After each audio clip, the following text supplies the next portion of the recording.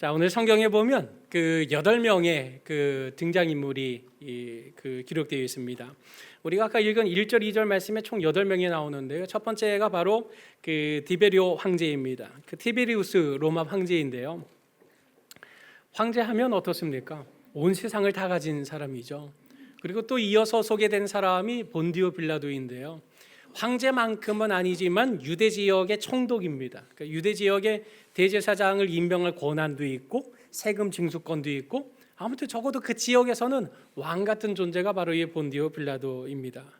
또 세 번째 인물이 헤롯인데요. 이 헤롯은 우리가 잘 알고 있었던 그 헤롯 안티파스를 말하는데 갈릴리 지역의 분봉왕입니다. 그러니까 오늘로 말하자면 이제 뭐 도지사 정도 격이 되겠죠. 한 지역을 맡은 그런 그 왕의 역할을 했습니다.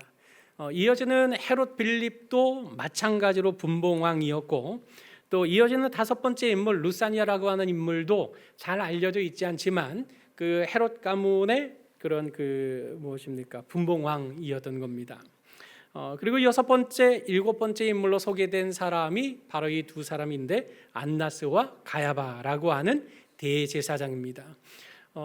대제사장은 그 당시로서는 그 유대 민족들에게 있어서는 하나님을 대신하는 자리를 차지하는 사람들이었어요. 그래서 그 하나님을 대신하는 자리에 차지할 만큼 이들이 적어도 유대 민족들에게 행사하는 영향력은 굉장히 돋보이는 그런 사람들이 바로 대제사장이었던 겁니다. 바로 이 두 인물 대제사장까지 소개가 되었던 겁니다. 여기까지 등장한 사람들의 공통점이 있죠. 크든지 작든지 높든지 조금 덜 높든지 그런 수준의 차이는 있지만 모두 다 동일한 것, 소위 세상에서 볼 때 성공한 사람들입니다. 잘된 사람들. 이 사람들은 무언가 한 자리를 차지한 사람들이고 이 사람들의 말에는 영향력이 있을 만큼 그렇게 아주 성공했다고 여김받을 만한 사람들이 여기까지 소개된 인물입니다. 그런데 여덟 번째 등장한 인물은 누구냐면 바로 세례 요한이었습니다. 이 세례 요한은 어떤 사람인가? 2절에 보니까 사가랴의 아들이었는데 빈들에 있었다라고 이렇게 소개하고 있습니다. 빈들이 뭔지 알아요?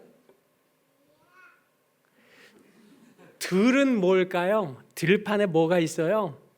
곡식들이 막 자라나죠. 근데 그 들판에 곡식을 싹 추수하고 나면 그 들판은 어떻게 될까요? 싹 텅텅 비어버리겠죠.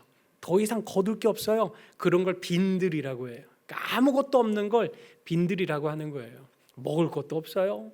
뭐 마실 것도 없어요. 사람도 없어요. 이게 이제 빈들인 거예요. 네, 알았어요. 그러니까 아무도 없는 빈들에 서 있는 세례 요한이 소개되고 있습니다. 그 앞서 일곱 번째까지 등장한 사람들은 나름 대저택에서 사는 사람들이죠. 그런데 이 세례 요한은 빈들, 아무것도 없는 그 땅, 거기가 바로 누우면 침실이고 하늘이 지붕인 그런 삶을 살고 있었던 겁니다.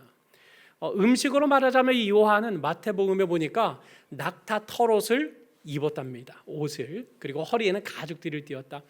이거는 명품 옷을 입었다는 게 아니라 대충 그냥 뭐 하나 이렇게 뒤집어 쓰고 다녔다는 그런 말인 겁니다. 그럼 그 당시 왕, 뭐 총독, 분봉왕, 또 대제사장, 이 사람들이 입은 화려한 의복에 비하면 낙타 털옷 입고 가죽 허리띠로 대충 이렇게 묶어낸 것 볼품이 있었을까요? 볼품 하나도 없었어요. 먹는 음식도 마찬가지입니다. 이 세례 요한은 그저 광야에서 뭐 먹겠습니까? 빈들에서 메뚜기 잡아 먹었어요. 석청은 뭐냐면 그 빈들에 이렇게 모여진 그런 뭡니까? 왜 야자대추라 그러죠. 그런 것들이 진액이 떨어진 그런 꿀들, 이런 꿀들을 먹으면서 당을 섭취하고 메뚜기로 단백질을 섭취하고 이런 삶을 살았던 겁니다. 근데 앞서 7명의 성공한 사람들은 삼시세끼 얼마나 멋진 식탁으로 얼마나 맛있는 것들을 많이 먹었을까요? 아무튼 앞에 7명과 비교해 보자면 세례 요한은 정말 이 사람들과 같은 선상에 이름을 올리기가 뭔가 좀 격이 맞지 않는 것 같은 이제 그런 참 부족한 삶, 빈약한 삶을 살고 있었던 인물이었습니다. 그런데 오늘 말씀에 기가 막힌 내용이 나오죠. 어떤 내용인가요? 오늘 3장 2절 하반절에 하나님의 말씀이 누구에게 임했습니까? 세례 요한에게 임했다. 앞서 소개된 7명의 사람이 아니라 빈들에 서 있는 아무것도 가지지 않은 초라한 행색의 한 사람, 세례 요한에게 하나님의 말씀이 임했다. 이 참 기가 막히지 않습니까? 여러분, 뭔가 하나님의 말씀이 전파되려면 성공한 사람들에게 가야죠. 말씀이 뭔가 잘 나가는 사람들이 영향력을 가지고 하나님의 말씀을 전해야 마땅하지 않겠습니까? 그런데 가진 것 아무것도 없죠. 아무것도 성공했다고 말할 만한, 내세울 만한 증표가 아무것도 없었던, 그저 빈들에서 메뚜기 잡아먹고 석청으로 끼니를 때우면서 그렇게 서 있었던, 빈들에 있었던 세례 요한에게 하나님의 말씀이 임했다. 그럼 도대체 어떤 말씀이 임했던 겁니까? 오늘 누가복음 3장 4절에서 6절에 이렇게 기록하고 있는데요. 조금 긴데 친구들 읽을 수 있겠어요? 자, 한번 또박또박 크게 읽어봐요. 자, 시작. 광야에서 잠깐만요. 그러면 저 뒤에 있는 어른들은 하나도 못 들어요. 다시 한 번 더 크게 눈 똑바로 끄고. 자, 시작. 광야에서 너희는 주님의 길을 예비하고 그 길을 곧게 하여라. 모든 골짜기는 메우고 모든 산과 언덕은 평평하게 하고 굽은 것은 곧게 하고 험한 길은 평탄하게 해야 할 것이니 모든 사람이 하나님의 구원을 보게 될 것이다. 이렇게 기록하고 있어요. 지금 이 말씀이 무슨 말인가요? 공사해가지고 도로를 똑바로 펴야 된다, 만들어야 된다, 이걸 말씀하고 있는 겁니까? 그런 의미는 아닙니다. 마음을 정돈하라는 겁니다. 구원자가 오셨으니 그 그리스도의 구원이 시작될 터이니 마음을 새롭게 하라는 겁니다. 내 마음에 높아진 교만이 있는가? 깎아서 겸손하게 만들라는 겁니다. 무지한 산들이 내 안에 가로막고 있는가? 그러면 그 무지의 산을 깎아내 버리라는 것입니다. 내 안에 의심의 골짜기가 있어서 도무지 예수를 그리스도라고 구주로 믿는 그 믿음의 자리까지 넘어가지 못하도록 만드는 골짜기가 있다면 마음의 골짜기를 메워서 그리스도 예수께로 가도록 마음의 준비를 하라. 이 말씀을 세례 요한이 선포했던 것입니다. 이 구원의 복음, 마음을 새롭게 하고 구원주 예수 그리스도를 맞아야 한다는 이 구원의 복음을 왜 하나님께서 7명에게 주지 않고 아무것도 없었던 빈들에 서 있던 세례 요한에게 주셨던 겁니까? 왜 하나님의 말씀은 그에게 임했던 것입니까? 7명의 사람은 가진 게 너무 많습니다. 예수님이 필요하지 않아요. 나는 예수님 없이는 살 수 없습니다 가 나올 수 없는 겁니다. 이 권력이 나를 살게 하고 이 부가 나를 살게 하고 이 돈이 나를 살게 하고 이 명예가 나를 살게 하고, 그러니 그 돈과 부와 명예, 권력, 이것이 그들에게 구세주, 메시아였던 겁니다. 그러니 어찌 이 구원주 예수 그리스도의 이 구원을 선포하는 하나님의 말씀이 그들에게 임할 수 있었겠습니까? 그들의 마음에는 빈 틈이 없었습니다. 그들의 마음에는 빈 공간이 없었습니다. 오로지 자기들이 추구하고 있는 그것이 자기들의 삶을 행복하게 만들 것이라고 그렇게 여기고 생각하고 있었기 때문입니다. 그들이 세상 물정에는 아마 엄청나게 밝았을 겁니다. 어떻게 정치적으로 해야 내가 이 권력을 차지할 수 있을지 굉장히 계산이 빨랐을 겁니다. 어디에 땅을 사놔야, 어디에 투자를 해야, 어느 주식을 사야, 어떤 걸 사야 내가 돈이 될 수 있겠나, 기가 막히게 돈 냄새 맡고 그런 일들을 할 수 있는 사람들이 앞서 말씀드렸던 7 사람들이었던 겁니다. 그들은 예수님 때문에 사는 게 아닙니다. 자기들 때문에 사는 겁니다. 그러나 빈들에 서 있었던 세례 요한, 그곳에 무엇이 있습니까? 아무것도 없습니다. 그곳에는 의지할 것이 오직 하늘의 아버지 하나님 말고는 아무것도 없는 땅, 바로 그 빈들, 그곳에서 오직 주님 아니면 저는 살 수 없습니다라고 고백했던 세례 요한, 바로 그에게 구원주 예수 그리스도 하나님의 복음의 말씀이 바로 그 사람에게 임했던 것입니다. 여러분, 로마 황제 디베리오는 영원히 살았습니까? 죽었습니다. 그가 이렇게 죽으리라고 상상했겠습니까? 그러나 그가 카프리 섬에 유배된 것이 아니라 도망갔던 걸로 제가 기억이 되는데, 아무튼 거기에서 정신 이상으로 자기 삶을 살다가 인생 마무리 지었습니다. 영원한 통치자가 될 줄 알았는데 죽음 앞에 속수무책인 인생임을 깨닫게 된 겁니다. 본디오 빌라도 역시 예수님을 십자가에 내어주고 몇 해 지나지 않아서 유다 총독에서 경질되게 됩니다. 그리고 자기 고향에 가서 스스로 목숨을 끊어버림으로 비참한 인생을 마무리 짓게 됩니다. 그도 영원할 줄 알았지만 죽음 앞에서 속수무책이었습니다. 헤롯 그 분봉왕들은 어떻습니까? 영원히 그 자리에 있지 못했습니다. 죽음 앞에서는 그들이 가진 권력, 부 아무 의미 없는 것이었습니다. 역사 속에서 발자취가 사라져버리지 않았습니까? 여러분, 안나스와 또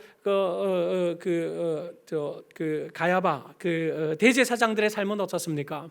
살기는 오래 살았습니다. 그런데 이들에 대한 역사의 평가가 어떤지 아십니까? 탈무드에 보면 탈무드는 자신들에 대해서는 좋은 말들을 하지 이런 그 부정적인 말들은 잘 쓰지 않는 기록들임에도 불구하고 하난, 즉 안나스의 집안 때문에 나에게 화가 있도다. 그들의 모략 때문에 나에게 화가 있도다.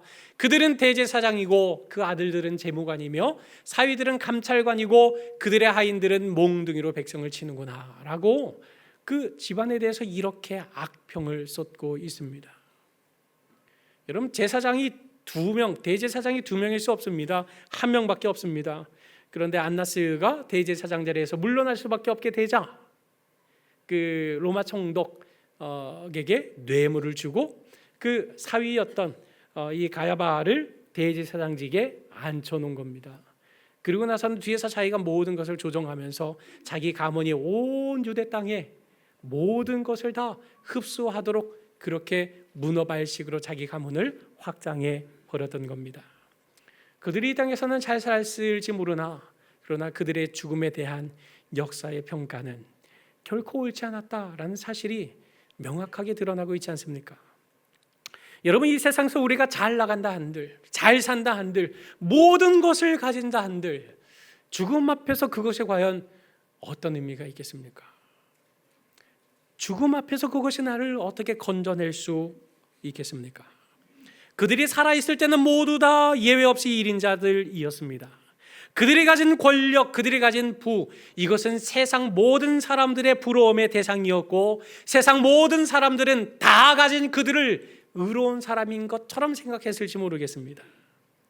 그러나 아무것도 부족함이 없는 그들에게 결정적인 영원한 생명이 없었다는 사실, 이것이 오늘 기록된 말씀을 통해서 우리가 확인할 수 있는 것 아닙니까? 세례 요한 밑바닥 인생이었습니다. 보잘것없음을 잘 알고 있었습니다. 나는 그가 오시면 그의 신발끈 묶는 것조차도 나에게는 황송한 일이 될 것이라는 것을 본인 스스로 잘 알고 있었습니다. 바로 그의 심령에 그의 마음이 주님 없이는 저는 살 수 없습니다. 주님 때문에 삽니다. 그가 오실 길을 예비하는 이 사명 때문에 나는 오늘을 삽니다. 그 구원주 메시아 그분 때문에 내가 오늘을 삽니다 하고 그의 마음은 언제나 예수 그리스도를 향해서 열려있는 마음, 비어있는 마음 그 자체였던 것입니다. 여러분, 그와 같은 이유로 이 세례 요한의 이런 선포한 이런 복음과 또 이렇게 발맞추어서 예수님께서 이 땅에서 태어나신 자리가 어디였습니까? 마국간이었습니다. 우리 지난주에 하풀이 된 마국간 아주 멋진 공연 봤죠. 네, 마국간 제일 낮은 곳 아닙니까? 아무도 찾지 않는 곳입니다. 빈 곳입니다.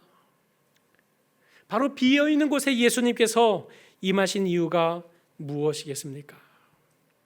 예수님이 가장 낮은 곳에 임하셔서 우리 모든 죄인을 살리시고자 그 낮고 낮은 곳에 찾아오신 것입니다.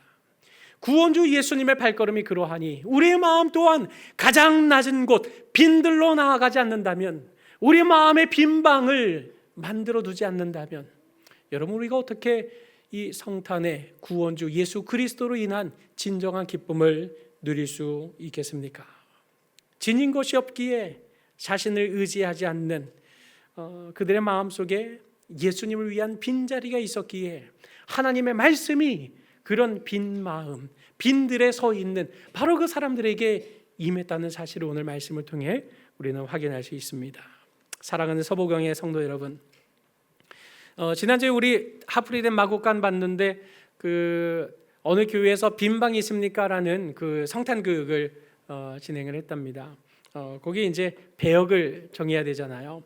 그 인기 있는 배역을 서로 차지하려고 아이들이 막 이렇게 이제 드러나지 않는 수면 밑에 이런 치열한 경쟁이 벌어지게 된 겁니다. 일단은 예수님을 하고 싶다 하고 이제 막 서로 경쟁했는데, 예수님은 대사가 있을까요, 없을까요? 없어요. 응애 이거 한번 하면 끝나는 겁니다. 그러니까 대사 없다니까 일단 예수님은 패스. 자, 그럼 뭐가 그러면 그 가장 뭡니까 주인공일까 생각해 보니까 마리아인 겁니다. 마리아. 그래서 마리아를 서로 차지하겠다고 막 경쟁을 벌입니다. 우리 교회가 성탄을 지난번까지 지금 2번째 했나요? 3번째 했나요? 1대 마리아가 1대가 휘윤이었구나. 1대가 휘윤이, 2대 마리아가 정시엘, 3대 마리아가 우리 서연이. 이제 4대는 또 누가 될까요? 그러니까 마리아를 서로 차지하려고 막 이렇게 다툼을 벌인 거죠. 근데 아무튼 차지했어요. 그리고 나서는 이제 뭐 요셉, 그리고 이제 양치는 사람들, 또 동방박사, 치열한 배역들이 다 떨어지고 제일 마지막 한 자리 남은 배역이 뭐였냐면 여관주인이었어요. 왜냐하면 여관주인의 역할이 뭐예요? 빈방이 있습니까? 찾아오면 방 없어요! 하고 내쫓는 거잖아요. 이런 표독스러운 역할을 하기 싫었던 겁니다. 그래서 이 배역을 안 맡으려고 다들 빼고 빼다가 그 안에서 주일 학생들 중에 가장 인기 없는 아이가 그 배역을 맡은 거예요. 연습을 하는 거예요. 빈방이 있습니까? 방 없어요! 해야 되는데 이 친구가 맨날 머뭇거리는 거예요. 저기요 방이요 하면서, 아니 빈방 없습니다라고 소리를 쳐. 그러면 되잖아 하는데도 이 친구는 그 말을 정말 잘 못하는 거예요. 빈방 없어요. 빈방 없어요. 이렇게 맨날 자신 없게 얘기를 하는 거예요. 성탄극 당일이 됐어요. 야 이거 어떻게 하나, 이 친구 때문에 이거 극 망치는 거 아니야? 하고 사전에 너 똑바로 해, 빈방 없어요 라고 똑바로 소리 질러야 돼 하고는 성탄극이 시작이 된 거죠.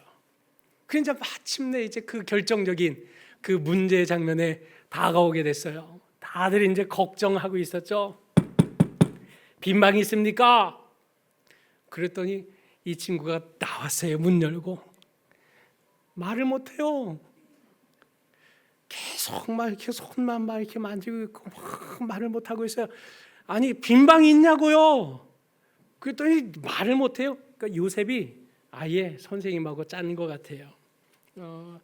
방 없다고요? 알겠습니다. 우리 다른 데 가보겠습니다 라고 이렇게 가면서 이제 마곡간으로 가려고 했었나 보죠.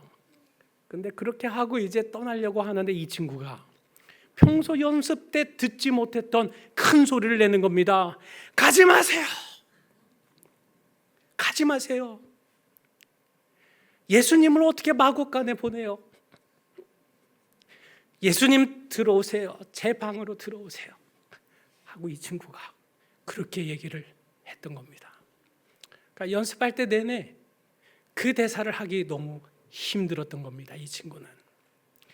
아니 내 방에 오시면 되지 왜 예수님이 마곡간에 가시냐고, 예수님 내 방에 오시라고 이 말을 하고 싶었는데 자신이 없었던 거죠. 그래서 성탄극 하는 그날, 아니 예수님이 그 안에 계시는데 어떻게 제가 마구간으로 가라고 할 수 있겠어요? 예수님 제 방으로 오세요. 성탄극이 엉망이 되면서 또 많은 성도들이 또 은혜를 얻는 그런 귀한 시간이 되었던 일이 있었다 그럽니다. 여러분의 마음에는 예수님을 위한 빈자리가 있습니까? 예수님 당신 없이는 저는 못 삽니다. 예수님, 제가 가진 모든 것이 없어도 나는 구원주 예수님 없이는 이 땅을 살아갈 자신이 없습니다. 나의 영원한 생명이신 주님, 내 마음에 오소서. 나의 모든 것이 되시는 주님, 내 삶의 중심을 주님께서 찾아오소서라고 주님께 내 중심을 내어드릴 그런 마음이 있습니까? 만약에 그 마음이 없다면 우리가 예배당을 아름답게 화려하게 장식하고 이 예배를 이 예배를 아름답게 아무리 치장하고 드린다 할지라도 그 마음이 없다면 오늘 우리 예배는 아무 의미가 없는 것입니다. 내가 바라는 것보다 주님이 원하시는 것을 먼저 생각하고 또 주님만을 갈망하는 인생, 그것이 바로 빈들의 인생인 것입니다. 그러므로 빈들이 임하신 하나님의 말씀을 기억하면서 우리 마음의 욕망을 비워내고 오직 주님을 위한 빈들을 가진 가난한 심령의 사람으로 이 성탄의 주님을 온전히 모시며 살아가는 우리 모든 성도님들이 되시기를 주님의 이름으로 간절히 축원합니다.